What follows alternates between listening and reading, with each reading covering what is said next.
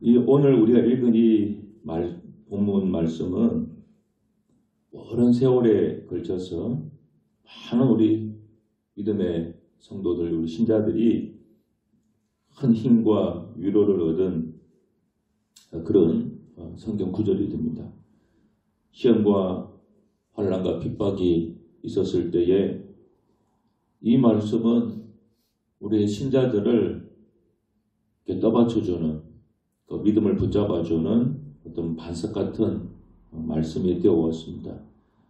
비록 겉으로 보기에는 일들이 내 뜻대로 안 되는 것 같고, 또 세상의 지혜로 볼 때에도 일들이 나쁘게만 되어가는 것 같이 보일지라도, 그럼에도 불구하고 결국에는 좋은 결과가 나올 것이라고 믿음으로 아는 것입니다. 그래서 오늘 이 본문의 말씀을 믿지 못하는 사람들은 예수님을 믿으면서도 불필요한 두려움과 의심에 시달리게 됩니다. 그 아더 핑크라고 하는 유명한 그 신학자가 있습니다. 아주 오래전 사셨던 분인데, 이분은 모든 것이 합력하여 선을 이룬다 하는 이 말씀을 한 3가지로 짧게 해석을 했습니다. 첫째, 모든 것이 우주를 다스리는 분의 절대적인 통제하에 놓였기 때문에 모든 것이 합력해서 선을 이룬다. 그렇게 했고요. 두 번째는 하나님께서는 오직 우리의 유익만을 원하시기 때문이다. 그랬고, 세 번째는 제 아무리 사탄이라 할지라도 하나님의 허락 없이는, 다시 말해서 보다 더 큰 우리의 유익을 위하는 것이 아니라면 우리의 머리카락 한 털업도 건드릴 수 없기 때문에 그렇다. 그렇게 해석을 했습니다. 참 맞는 해석입니다. 사실 이 세상에도 모든 것이 그 자체가 선한 것은 아닙니다. 선한 것도 있고 또 악한 것도 다 섞여서 있습니다. 그렇지만은 하나님께서는 모든 것이 우리 신자들의 유익이 되도록 그렇게 만들어 주신다. 역사해 주신다. 그 말씀이에요. 사실 우리의 삶에 그저 우연히 일어나는 일이란 결코 없습니다. 우연한 사고도 없습니다, 여러분. 그걸 믿으셔야 됩니다. 예수 믿는 사람들은 우연히 일어났다, 우연히 되었다, 그런 말을 씁니다. 물론 우리도 살다 보면은 우리도 무의식적으로 우연히 되었다, 그런 말을 씁니다. 그러나 실제로는 우리 믿는 자들, 특히 우리 믿는다고 얘기하면 믿는 자들에게 일어나는 일들 중에 우연히 일어나는 일은 없다고 하는 거예요. 모든 것은 우리의 유익이라고 하는 목적에 따라 하나님에 의해서 다 움직여지고 있습니다. 하나님께서는 성도들의 유익을 위해서 모든 고통과 슬픔과 손해들을 다 사용하십니다. 하나님은 모든 것을 할 수 있는 전능하신 하나님이기 때문에 그렇습니다. 다 할 수 있기 때문에 그래요. 사실 우리 전능한 하나님, 이 말씀, 이 표현은 우리가 믿음이 있을 때는 이 말이 그냥 힘이 돼요. 우리가 믿음이 흔들지 않을 때는 전능한 하나님을 딱 믿으면은 힘이 되잖아요. 다 하나님 해주시니까. 그런데 믿음이 흔들리게 되면은 이 말은 오히려 우리들에게 섭섭함을 가져다 줍니다. 왜 그렇습니까? 하나님은 전능하다고 하는데 내게는 왜 이런 불행이 오는가? 하나님은 전능하다고 하면서 왜 이런 고난을 막지 못하는가? 왜 이런 사고를 막아주지 않았는가? 그런 섭섭함이 온다는 거예요. 믿음이 흔들릴 때는. 만일에 능력이 없어서 못하면은 그래도 위로라도 돼요. 그런데 전능한 능력을 가지고 있다고 하면서도 해주지 않는다고 딱 그런 생각이 들면은 섭섭함이 확 우리에게 몰려오는 거예요. 그렇지 않습니까? 부모가 아예 능력이 없어서 뭘 못해주면은 우리 엄마 아빠는 능력이 없어서 그런가 보다 넘어가지만, 능력이 있으면서도 돈도 많으면서도 달라고 안 주면은 속에서 어떻게 돼요? 섭섭하기도 하고 화도 나기도 하고 그런 마음 막 들잖아요. 똑같습니다. 그런데 이것은 하나님이 일하시는 방법을 우리가 오해했기 때문에 생겨난 것입니다. 하나님은 분명히 전능하십니다. 그러나 100% 불행이 오지 않도록 일하시는 것은 아니에요. 꼭 기억하십시오. 하나님께서는 우리 신자들에게 유익하다고 한다면은 때로는 우리 고난을 허용하기도 하십니다. 오히려 하나님은 어떤 고난과 고통과 불행이 온다 할지라도 그것을 순금으로 변화시키는 능력이 하나님입니다. 욥기 23장 10절이죠. 내가 가는 길을 그가 아시나니 그가 나를 단련하신 후에는 내가 순금까지 되어서 나오리라. 이렇게 만드시는 분이랍니다. 모든 것이 합력해서 선을 이룬다고 하는 말씀에서 이 모든 것이라고 하는 뭡니까? 이 모든 것이란 말은 어떤 것만 선한 결과를 거둔다는 것이 아닙니다. 많은 부분만 선한 결과를 거둔다는 말이 아니고 이 모든 것은 뭡니까? 말 그대로 모든 것입니다. 좋은 것도 당연히 포함되고 그 안에는 슬픈 것도 있고 힘든 것도 있고 괴로운 것도 있고 마음이 아픈 것도 있습니다. 이것이 다 모든 것, 이게 다 포함됩니다. 이 모든 것을 합력해서 선을 이룬다는 거예요. 이 말씀만 보면은 바울은 너무나 그냥 다 지나치게 낙관적인 분이 아닌가, 너무 낙관적으로 생각하는 게 아닌가 그런 생각을 주십니다. 다 잘 된다고 하니까 낙관적으로 생각할 수 있다고 생각할 수 있잖아요. 그 여러분 실제로 우리 바울이라고 하는 이 바울 사도의 그 일생사로 삶을 보면은 우리가 잘 이해할 수 있습니다. 여러분 바울은 어떤 삶을 살아왔습니까? 바울은요 누구보다도 고난을 아는 사람이에요. 만일에 바울이 일생 살면서 힘든 일을 한 번도 안 겪은 사람이라고 칩시다. 그런 사람이 모든 것이 다 합력해서 이룬다. 그러면요 설득력이 없어요. 일생 동안 한 번도 아파본 적이 없는 사람이 아픈 것도 하나님이 그거를 좋은 결과로 만들어준다. 물론 말은 맞는지 모르지만 듣는 사람 입장에서는요 설득력이 없어요. 자기는 한 번도 아파본 적이 없으면서 저렴을 한다고 그렇게 말한다고. 우리 동병상련이라고 하는 말이 있지 않습니까? 같은 이치예요. 근데 바울이라고 하는 사람은 고난을 아는 사람이에요. 평생 육체의 가시로 고생했잖아요. 그래서 하나님한테 얼마나 힘들었으면 이 가시를 좀 하나님 제거해 달라고 그렇게 기도까지 했지 않습니까? 조롱과 모욕을 당했습니다. 그리고 정말로 배고픔을 아는 사람, 오만함을 아는 사람이었고 그리고 죽기까지 간 적도 여러 차례 있었습니다. 또 감옥에 갇혀서 또 굉장히 많은 고생을 하고 또 감옥 갇혀서 몽둥이로 매를 맞고 정말로 죽을 고비를 넘겼던 정말 고난을 누구보다 잘 아는 사람이에요. 그러니까 이런 분이 한 말이니까 설득력 있고 지나치게 낙관적으로 말하는 것이라고 말하지 않을 수 있는 거예요. 자, 이런 바울이 고난을 아는 바울이 모든 것을 합력하여 선을 이룬다는 확신을 가진 사람이었다는 거예요. 왜 그렇습니까? 하나님이 그렇게 하시더라는 거죠. 자기가 일생 그런 고난의 터널을 지나왔는데 마지막에 결론을 딱 내려보니까 하나님께서는 결국에는 합력해서 선을 이루더라. 그걸 체험적으로 하는 말이에요. 이 합력이라고 하는 단어를 헬라어로 보게 되면요. 수네르게오라고 하는 그렇게 발음이 됩니다. 그런데 여러분 아시는 것처럼 우리 영어, 독일어 다 있잖아요. 이것이 그슬 올라가면 라틴어에서 출발하고 또 라틴어는 헬라어에서 나옵니다. 그래서 헬라어 그 단어에서 영어도 나오고 막 다 그것들이 이렇게 뿌리가 돼서 나왔지 않습니까? 이 수네르게오라고 하는 이 단어, 헬라어 단어에서 영어 단어 뭐가 나왔는가 하면 시너지라고 하는 단어가 나와요. 시너지. 이건 시너지라고 하는 말 우리 들어본 적 있죠? 이 시너지라고 하는 말이 뭐냐면은 공동작용, 동방상승 효과라는 말이에요. 시너지 낸다 그러죠. 쉽게 말하면 1 더하기 1이 2가 되는 게 아니고 20도 되고 100도 되고 1000도 되고 이렇게 이런 동방상승 효과 나타나는 걸 시너지라 그래요. 1 더하기 1은 2 되면 그냥 똑같은 거지. 단순한 거잖아요. 1 더하기 1 했는데 100이 되고 1000이 되고 이게 바로 시너지 효과다. 그렇게 말합니다. 이것이 바로 합력이라고 하는 헬라 단어에서 나온 겁니다. 그러니까 사실 질병이라고 하는 것은 좋은 것이 아니지 않습니까? 아픈 건 다 싫어합니다.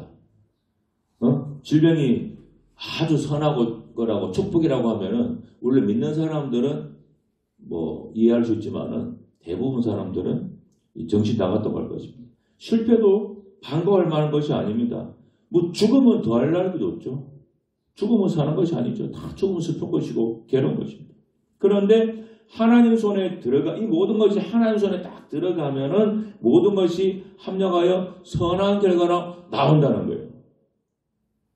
이것이 바로 전능하신 하나님이 하시는 일이라는 거예요. 모든 걸 집어넣어서 선한 결과가 나오고 합력하는 것, 시너지 효과가 나오게 만들어버린다는 거예요. 그래서 우리 성도들은 결론에 도달하기까지 함부로 평가해서는 안 됩니다. 마지막에 달라져요. 하나님 말씀 붙은 사람, 성령의 능력이 함께하는 사람은 지금은 초라해도 마지막 가면 다 달라지는 거예요. 우리 요셉을 보면 잘 알지 않습니까? 요셉은 형들에 의해서 구덩이에 던져져서 노예 생활하고 감옥 생활 했습니다. 이 모든 것은 정말 요셉의 일생에 있어서 정말로 최악이었고 아마 두 번 다시는 겪고 싶지 않은 생각도 하기 싫은 그런 일들이었을 것입니다. 그러나 하나님은 이 모든 것을 어떻게 했습니까? 합력해서 선을 이루셨죠. 시너지 효과가 나타나게 하셨죠. 그래서 요셉이 이런 말 했지 않습니까? 창세기 45장 5절에서 고백하기를 당신들이 나를 이곳에 팔았다고 해서 근심하지 마소서, 한탄하지 마소서. 하나님이 생명을 구원하시려고 나를 당신들보다 먼저 보내셨나이다. 그런즉 나를 이르러 보낸 이는 당신들이 아니요 하나님이시라. 합력의 선을 이루셨다고 하는 것을 요셉이 이렇게 표현을 한 거죠. 말씀 안에 있는 성도, 말씀이 살아있는 교회는 반드시 승리합니다. 왜 그렇습니까? 합력의 선을 이루시는 하나님이 우리와 함께 계시기 때문에 그렇습니다. 위기를 좋아하는 사람은 없습니다. 그런데 여러분, 위기는 기회가 돼요. 믿는 자들에게는 확실합니다. 여러분, 다니엘서를 보면은 바벨론 왕이 느부갓네살이 꿈을 꾸는데 그가 꾼 꿈과 그리고 해몽을 못하면은 다 죽인다 그랬습니다. 꿈을 가르쳐 주고 해몽하라 그러면 뭐라도 지어내가지고 말이라도 하는데 자기가 꾼 꿈까지 말하라고 하는 거예요. 여러분, 그게 가능하겠습니까? 그 사람이 자기도 꿈을 기억을 못하는데 다른 사람이 그 사람 꿈을 어떻게 알아요? 어떻게 찾아냅니까? 이 느부갓네살이 말도 안 되는 걸 요구를 하는 거예요. 그래서 내가 꿈도 알아내고 이 꿈을 해석해라. 그래가지고 온 전국에 있는 뭐 점쟁이들 막 온갖 그걸 뭐 점술가들 막 그런 사람 지혜자들에게 다 명령했어요. 근데 이걸 만약 못하면은 화가 이만큼 올라가 다 죽겠다 그랬습니다. 그래서 지금 다니엘과 그의 친구들이 또 역시 그런 어떤 관여하는 사람이 일을 하는 사람이었기 때문에 이제 죽을 수 있는 그런 상황이 됐습니다. 그 다니엘 2장 12, 13절 보면 이렇게 나옵니다. 왕이 이로 말미암아 진노하고 통분하여, 그러니까 이 느부갓네살 상황에 굉장히 이게 다혈질인가 봐요.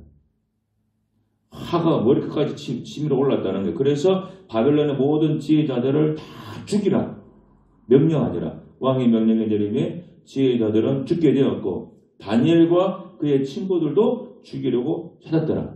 이 명령이 떨어져가지고 이미 사람들 다 지금 죽이고 있는 거예요. 막 잡아가지고 다 죽이고 있는데 이제 다니엘과 그의 친구들도 죽이려고 찾으러 가는 거예요. 이제 잡으러 가는 거예요.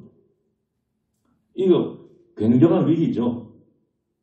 여러분, 다니엘은 바벨론에 포로로 잡혀온 그런 사람입니다.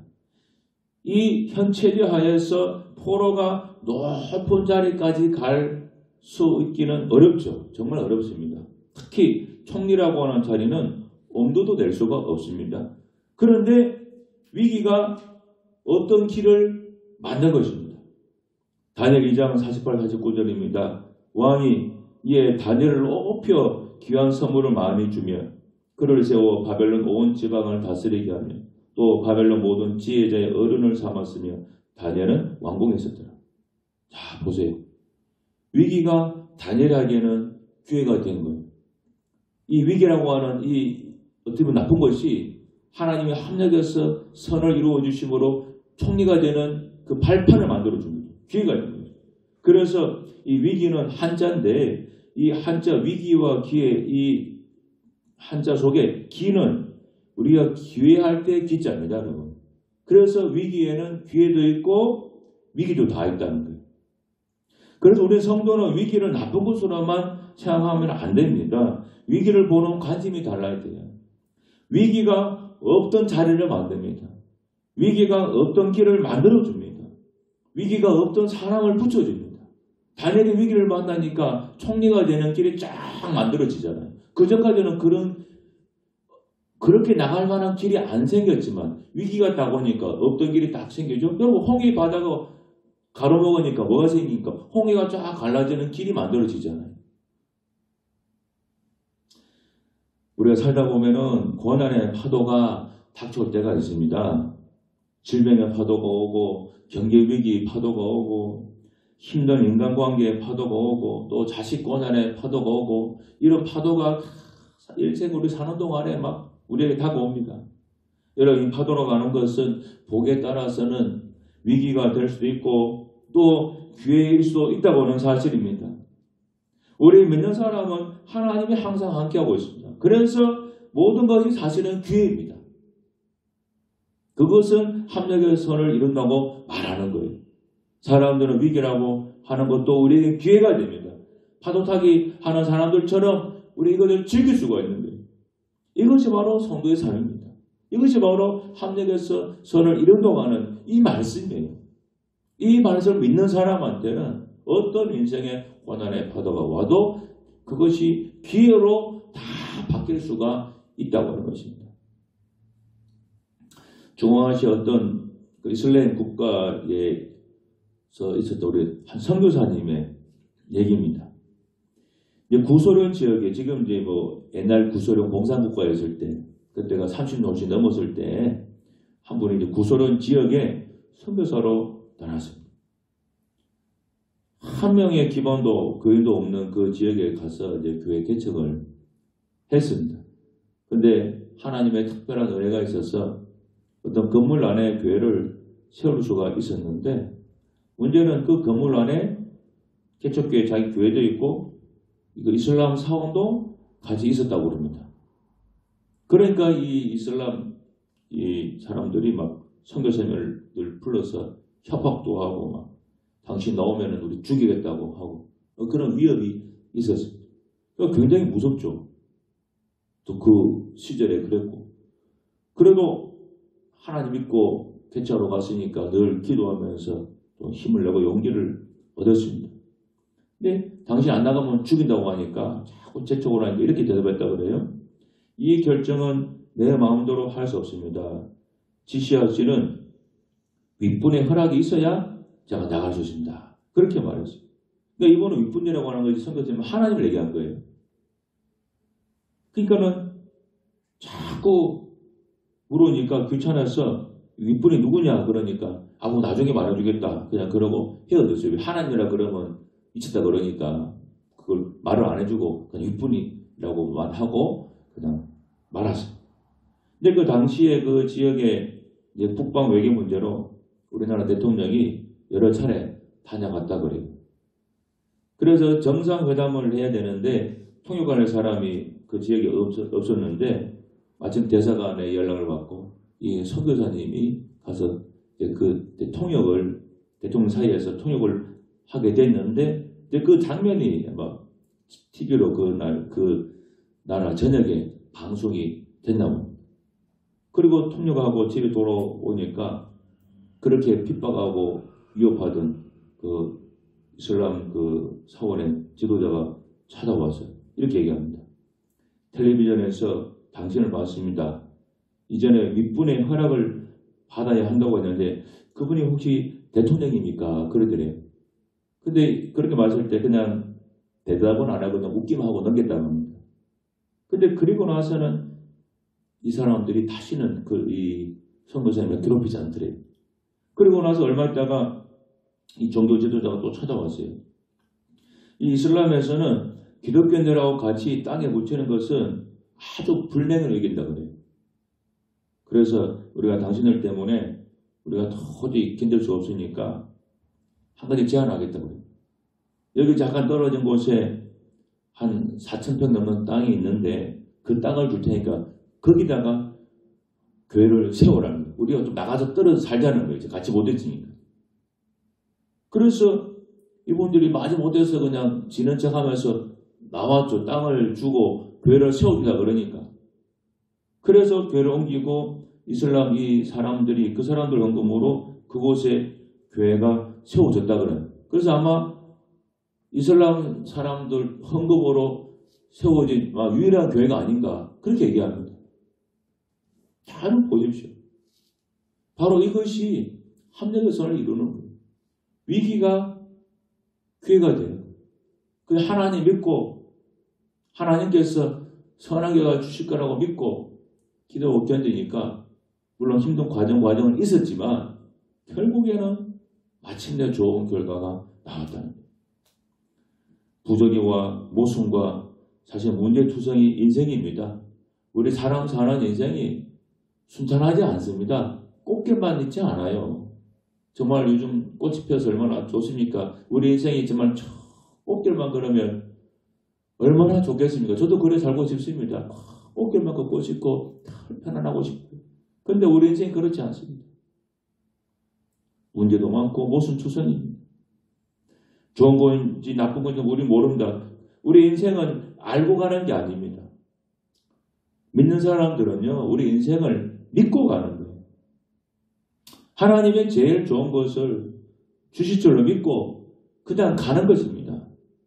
그래서 하박국 2장 4절 보면은 오직 의인은 믿음으로 살리라 그랬습니다. 이것이 이해 못할 모순 속에 살아가는 하박국에게 주어진 하나님의 대답이었습니다. 알고 가는 것이 아니에요. 믿고 가는 거예요. 합력에서 선을 이름을 믿고 가는 것입니다. 그것이 바로 믿음이에요. 알고 가는 것은 믿음이 아닙니다. 다 아는데 그걸 믿고 말고 할 게 뭐가 있어 다 아는데. 그래서 우리 믿는 사람한테는 믿음이 너무나 중요한 것이고 이 믿음을 내가 지키고 또 반석 같은 믿음 되기 위해서 기도도 하고 말씀도 보고 주일날 나와서 예배를 자꾸 우리가 빠지지 않고 드리는 거예요. 여러분 합력에서 선을 이룹니다. 그동안 뭔가 안 좋은 일 좀 그런 일들 있었던 거 여러분 다 하나님께 맡기세요. 결국에는 하나님께서 우리에게 좋은 결과로 주실 것입니다. 기도하겠습니다. 하나님 아버지 감사합니다. 우리 하나님 아버지께서는 마침내 합력에서 선을 이루어 주시는 분임을 믿습니다. 좋은 결과 주실 줄로 믿습니다. 이 인생, 험한 인생, 우리 이 하나님을 믿고 걸어갈 수 있도록 도와주옵소서. 예수님 이름으로 기도하옵나이다. 아멘.